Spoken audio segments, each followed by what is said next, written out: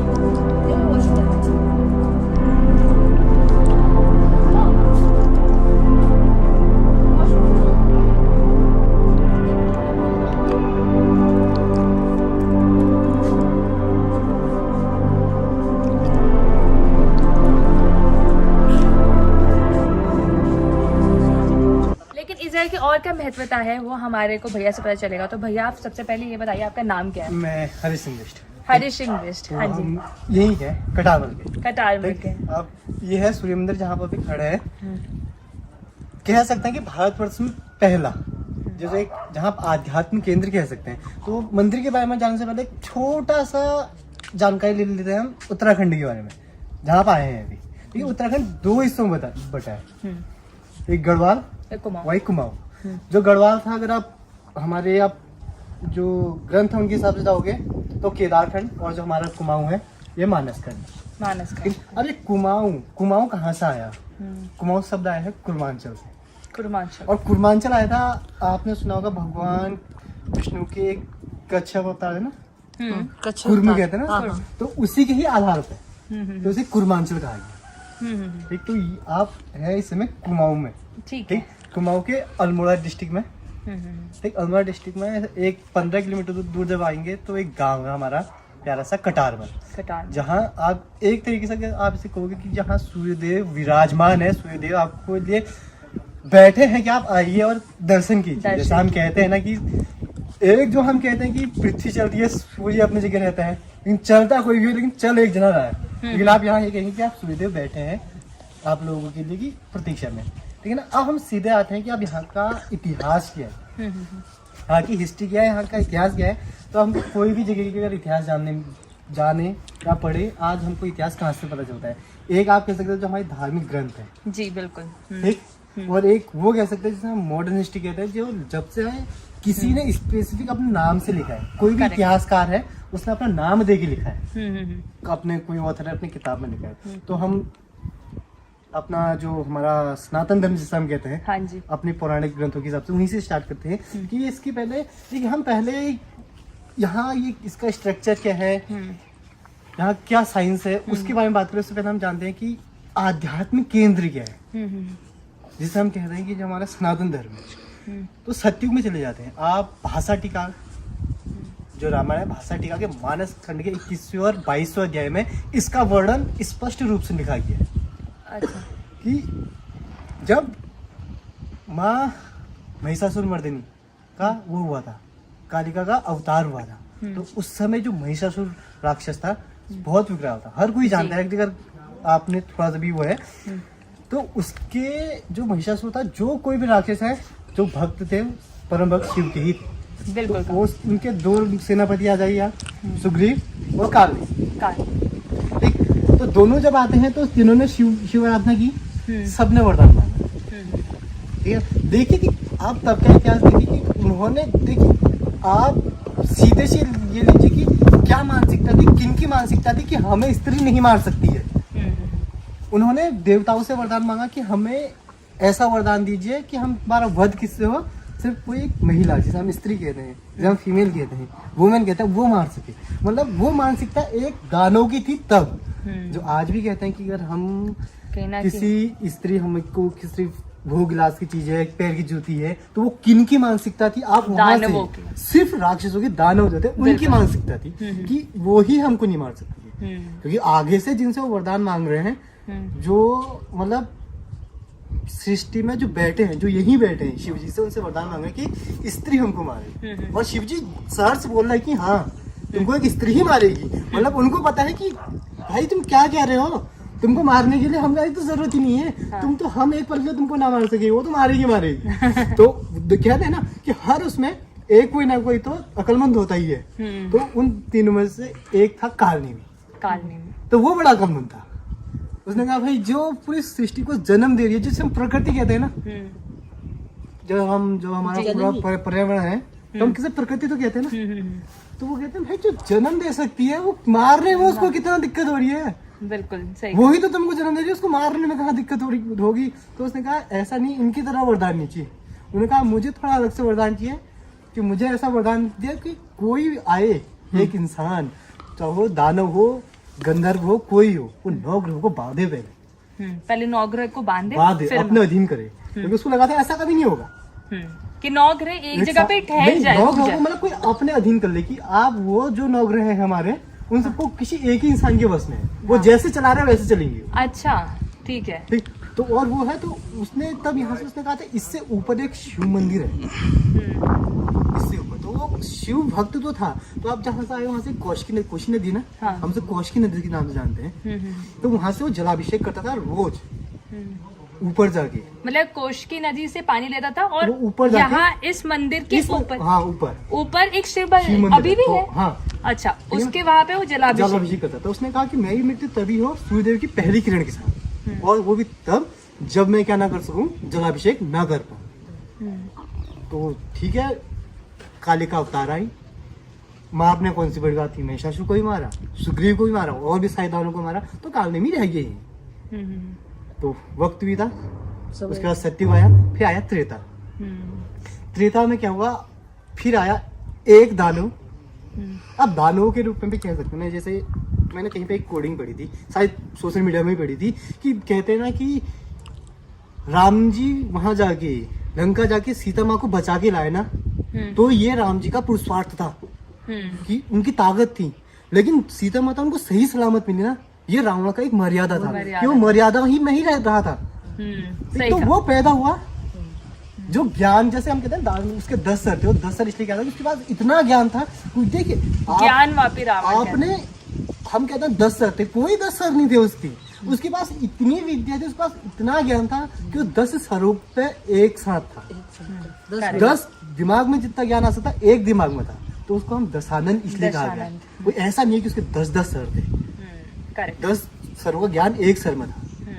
तो वो हुआ, उसने 9 ग्रह बांधे, रावण ने 9 ग्रह अपने अधीन किए। अच्छा। जिसमें उसने कहा था शनिदेव को उसने अपनी जो बेड है उसमें बांध दिया था कि जब अच्छा। शनिदेव ही कहता शनि दृष्टि पड़ती है तो उसने वहां बांध दिया था।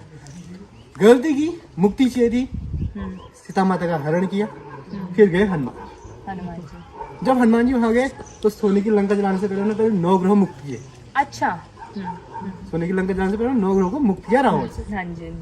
हनुमान जी आए, राम जी को सूचना दी कि हाँ सीता माता वहां है, हम सेना लेके चलते हैं। वो अलग कहानी है, वो गए, वो हर किसी को पता है क्या हुआ था। तो उसी बीच में लक्ष्मण जी को शक्ति लगी, लक्ष्मण को एक तीर लगा था जो मेघनाथ ने मारा। जी बिल्कुल। ठीक, तो उनको संजीवनी चाहिए थी, संजीवनी चाहिए थी। तो उन्होंने कहा कि उत्तर दिशा में हिमालय की गोद में एक बूटी मिलती है संजीवनी, जो लक्ष्मण जी को यही आप जीवित कर सकती है, कह सकते हैं। लेकिन आप देखेंगे स्पष्ट रूप से देखेंगे ना, तो उसमें ये नहीं कहा कि जीवित कर सकते हैं, उन्होंने ये कहा कि उनको मूर्छित अवस्था से, जिसे आज हम कहते हैं कि कोमा मुझे ले गया। लक्ष्मण जी मरे नहीं थे। एक अपभ्रंश में लोग कहते हैं कि कैसी संजीवनी किया, जिंदा मरे हुए को जिंदा किया था। लक्ष्मण जी तो मरे थे ही नहीं, मूर्छित थे। वो तो सिर्फ मूर्छित थे कि उनको हम कहते हैं ना कि हमको अगर इस इंसान को इतनी देर में ये मेडिसिन मिल जाती तो ये बच जाता। करेक्ट। तो उनका भी यही था कि अगर 12 घंटे के अंदर सूर्योदय से पहले उनको ये मेडिसिन दे दी गई तो ये बच जाएंगे। तो ये था कि हमारे आयुर्वेद लाना कैसे है। ठीक, तो जब वो यहाँ से निकलते हैं तो उत्तर भारत को अब यहाँ का एक है। अब आप हम आते हैं जो मैंने कहा 22वें अध्याय में, तो वो कहते हैं कि यहाँ से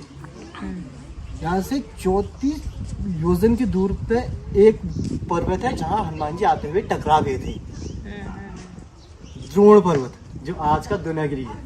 अच्छा, वो यहाँ से 34 योजन, आज 34 योजन यहाँ से वो कितने 64 किलोमीटर दूर है।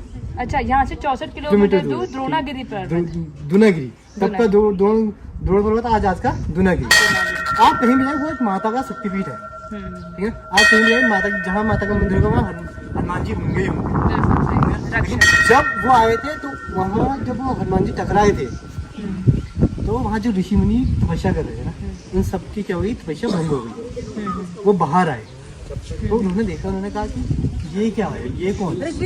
तो उन्होंने कहा ये तो हनुमान है। उन्होंने कहा देखो मैं राम काज से जा रहा हूँ, इसलिए आप लोगों की तपस्या भंग होगी। उन्होंने कहा अगर यही काम किसी एक साधारण इंसान, अब फिर से यहाँ देखिए हम कहाँ चले जाते हैं कि आज हम कहते हैं कि कोई सुपीरियर है उसको सजा नहीं मिलेगी ना, तो वो कहते हैं यही काम अगर किसी साधारण इंसान ने किया होता है ना तो हम उसको श्राप नहीं देते।